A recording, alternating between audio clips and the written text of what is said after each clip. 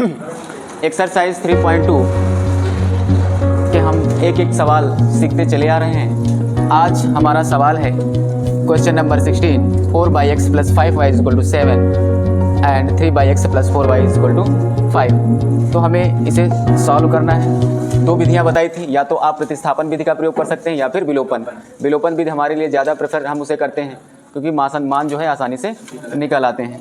तो आप यहाँ ध्यान से देखिए, स्टेप फर्स्ट क्या है। सबसे पहले आप चर राशि का उस चर राशि को सिलेक्ट कर लीजिए जिसका आपको विलोपन करना है। तो बताओ किसको विलोपित करें, एक्स को या वाई को? एक्स को करते हैं। चलो ठीक, हमने सेलेक्ट कर लिया, एक्स का विलोपन करते हैं। ठीक है, फिर दूसरा स्टेप क्या है कि हमें एक्स के गुणांक बराबर करने हैं। क्या करने हैं? तो यहाँ पर एक्स के गुणांक में देखो 4 है, यहाँ कितना है? 3 है। तो गुणांक बराबर करना है, यहाँ पे 4 है और यहाँ पे 3 है। बताओ 4 3 में किस संख्या से गुणा करें कि ये दोनों बराबर हो जाएं? हाँ, इसको 4 से गुणा कर देंगे तो 12 बराबर हो जाएगा। यानी हम समीकरण 1 को किससे मल्टीप्लाई कर दें? 3 से, और समीकरण 2 को मल्टीप्लाई कर दें 4 से। तो हमारे दोनों जो इक्वेशंस में x के जो गुणांक हैं वो क्या हो जाएंगे? बराबर हो जाएंगे। बराबर होने के बाद आप यहाँ देखें, x का जो टर्म है ये भी प्लस है, यहाँ भी प्लस है। अगर हमने कहा था चर राशि के मान दोनों जगह समान चिन्ह के हैं तो क्या कर देंगे? घटा देंगे, और घटाने के बाद x वाले टर्म कैंसिल हो जाएंगे और y का मान निकल आएगा। तो यहाँ हम लिखेंगे समीकरण 1 में 3 से तथा समीकरण 2 में 4 से गुणा करने पर, तो इसमें 3 से मल्टीप्लाई किए तो 4 3 12/x प्लस इसमें गुणा कीजिए 3 बचे 15y 3 सते 21। इसमें 4 से कीजिए तो 4 3 12/x प्लस 4 चौक 16 y बराबर 5 चौको 20। अब हमने क्या था, इसको क्या करेंगे? घटाने पर क्या करेंगे? घटाने पर चिन्ह बदल जाएंगे, क्या हो जाएंगे? तो माइनस माइनस माइनस, ये देखो 12/x सेम कैंसिल आउट हो गया। अब ऊपर 15y प्लस का और नीचे माइनस का 16y, तो ऊपर प्लस है नीचे माइनस है, और एक प्लस है, एक प्लस एक माइनस है तो घट जाएंगे ना। तो कितना बचेगा? एक बचेगा। प्लस का कि माइनस का? कौन ज़्यादा है? तो माइनस का बचेगा। जो ज़्यादा होगा तो वहीं तो बचेगा। और 20 प्लस 21 प्लस में 20 माइनस में, तो 21 में 20 घटाओ कितना बचेगा? 1। अब दोनों पक्षों में माइनस से गुणा कर दोगे, दोनों पक्षों में -1 से गुणा करने पर तो हो जाएगा y बराबर -1 से दोनों तरफ मल्टीप्लाई कर दोगे तो इसमें -1 तो -1 गुणा प्लस, और जब इससे करोगे तो ये माइनस हो जाएगा। या मैं लिख के दिखा देता हूँ, -y गुणे -1 बराबर 1 गुणे -1। तो ये माइनस गुणा प्लस, y कम y और एक कम 1, और यहाँ प्लस छिपा है, प्लस माइनस गुणा माइनस, है ना? हाँ, ट्रांसफ़र नहीं होता है, सही तरीका यही होता है ना? भले ही आप लिख दें लेकिन सही तरीका यही है। चिन्ह को अगर ट्रांसफ़र करें तो आपको मल्टीप्लाई ही करना पड़ेगा। y का मान निकल आया। अब y का मान चाहे तो समीकरण 1 में रख दें या 2 में रख दें, इतना नोट करो। और नहीं, इतना ही नोट तो मैं ही पूरा बताऊंगा, नहीं तो फिर वीडियो ख़राब हो जाएगा, है ना? तो हम क्या करेंगे फिर? y का मान किस में रख दें बताओ? y का मान किस समीकरण में रख दें बताओ मुस्कान? समीकरण 1 में रख दें या 2 में रख दें? 2 में रख दें। y का मान समीकरण 2 में रखने पर, तो 2 में रखिए तो 3/x + 4, y का मान -1 = 5, तो 3/x - 4 = 5, 3/x = 5 + 4। इधर लाओगे तो क्या हो जाएगा? प्लस हो जाएगा। माइनस तो ऑलरेडी है, इधर लाओगे प्लस हो जाएगा। और 5 में 4 जोड़ो कितना? 9।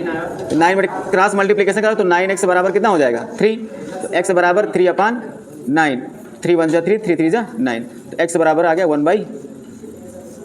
तो आपके जो आंसर्स हो गए x = 1/3 एंड y = -1। आप अपने उत्तर की जांच कर सकते हैं। क्या कर सकते हैं? जांच करने के लिए, क्योंकि वहाँ एग्जाम में आपको कैसे पता चलेगा, ये रफ कार्य कर सकते हैं। जैसे 4/x का मान कितना है? 1/3 प्लस 5y का मान -1। बटे वाला ऊपर चला जाता है, अगर बटे के बटे में भी हो तो ऊपर चला जाएगा तो 4 3 12 ऊपर गुणा हो जाएगा 4 3 और -5 1 प्लस माइनस गुणा -5 1 5 और 12 5 घटाओगे 7, तो देखो 7 ही तो लिखा है ना? दूसरे में अगर मान रख के देखें तो 3/1/3 और +4 × -1, ये ऊपर जाएगा तो 3 रखा 9 हो जाएगा और -4 ये 5, ये देखो 5 लिखा कि नहीं लिखा, यानी हमारे जो आंसर्स हैं सही है। तो ये जांच ऐसे करके आप पता लगा सकते हैं कि आपने x और y के मान जो निकाले हैं वो सही है या, अरे कोई बात नहीं। हाँ, तो अब हमारे सामने क्वेश्चन नंबर 17 है। 2 इक्वेशंस आपके सामने लिखे हुए हैं। सिंपल सा फंडा है, सबसे पहले आप एक चर राशि सेलेक्ट कर लीजिए और प्रेफर उस राशि को कीजिएगा, वहाँ दीजिएगा जो एक प्लस में एक जगह माइनस में है, क्योंकि उसमें आसानी से जोड़ देंगे दोनों कट जाएंगे। तो यहाँ y देखो माइनस में, यहाँ तो सीधे सीधे जोड़ दोगे तो कट जाएंगी, लेकिन उससे पहले क्या करना है, गुणांक बराबर करने हैं। तो यहाँ देखो y के साथ में गुणा में क्या है b, और यहाँ क्या है a² b, यानी यहाँ पर किसी कमी है, a² की कमी है। तो हम क्या करें, समीकरण 1 में a² से मल्टीप्लाई कर दें। तो यहाँ लिखेंगे समीकरण 1 में a² से गुणा करके समीकरण 2 में जोड़ने पर, तो पहले हम समीकरण 2 लिख लेते हैं। ab² बटे x प्लस a² b बटे y बराबर a² प्लस b²। इसमें a² से गुणा करोगे तो हो जाएगा a³ बटे x। भाई देखो यहाँ पर a है, a का a² से मल्टीप्लाई करोगे तो a³ माइनस यहाँ से गुणा करोगे तो a² b बटे y और बराबर 0 में करोगे तो वही रहेगा। ठीक है, अब क्या करें, इनको क्या करें, दोनों समीकरणों को जोड़े कि घटाएं, क्यों जोड़ दें, कौन सा x, कौन प्लस है कौन माइनस है,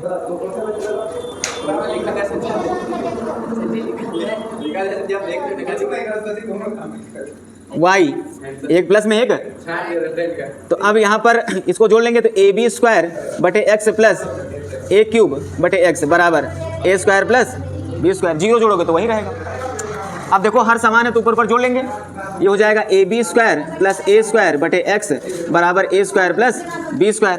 अब देखो यहाँ ab² और a³ है, तो एक कॉमन ले सकते कि नहीं ले सकते, एक कॉमन लोगे तो a कॉमन हो जाएगा, तो बचेगा a² प्लस b² बटे x बराबर a² प्लस b²। ध्यान से देखो यहाँ पर हमने a कॉमन लिया तो यहाँ a की घात 3 थी, अब कितनी बची 2, और यहाँ पर एक साथ था तो यहाँ केवल b बचा b²। थोड़ा हमने आगे पीछे लिख लिया बस।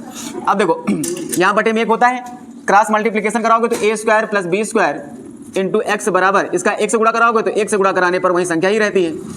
अब ये इधर गुणा में इधर आएगा, भाग में आ जाएगा, तो 1 से बराबर हो जाएगा a² प्लस b² बटे a² प्लस b²। ये देखो दोनों सेम कैंसिल आउट हो गए, x का मान आ गया a। अब a का मान समीकरण 1 में रख दें या 2 में रख दें, हमें लगता है 1 में रखोगे तो बहुत आसान है ना। तो लिखेंगे x का मान समीकरण 1 में रखने पर, समीकरण 1 में रखोगे तो a बटे a माइनस b बटे y इक्वल टू 0। a से a कट गया, क्या बचा 1, b बटे y इक्वल टू 0। अब देखो b को इधर उठा लो तो ये इधर माइनस में इधर आएगा, तो b बटे y पूरा का पूरा इधर उठा लाए। अब इसका क्रॉस मल्टीप्लिकेशन करा दोगे फिर, तो b कम b, y एक कम y, तो ये हो गया y बराबर b। तो आपके जो आंसर्स हो गए x बराबर a एंड y बराबर है, एक ही प्रोसेस है सबके लिए है, एक ही हथियार है, एक ही दवाई है हर बीमारी के लिए। मतलब बीमारी का मतलब यहाँ क्वेश्चन से है, जितने सारे भी क्वेश्चन हैं प्रोसेस सबका सेम है, आंसर्स डिफरेंट हैं, है ना। स्टेप जो मैंने आपको लिखा है उसको फॉलो करेंगे तो सारे सवाल आसानी से हो जाएंगे।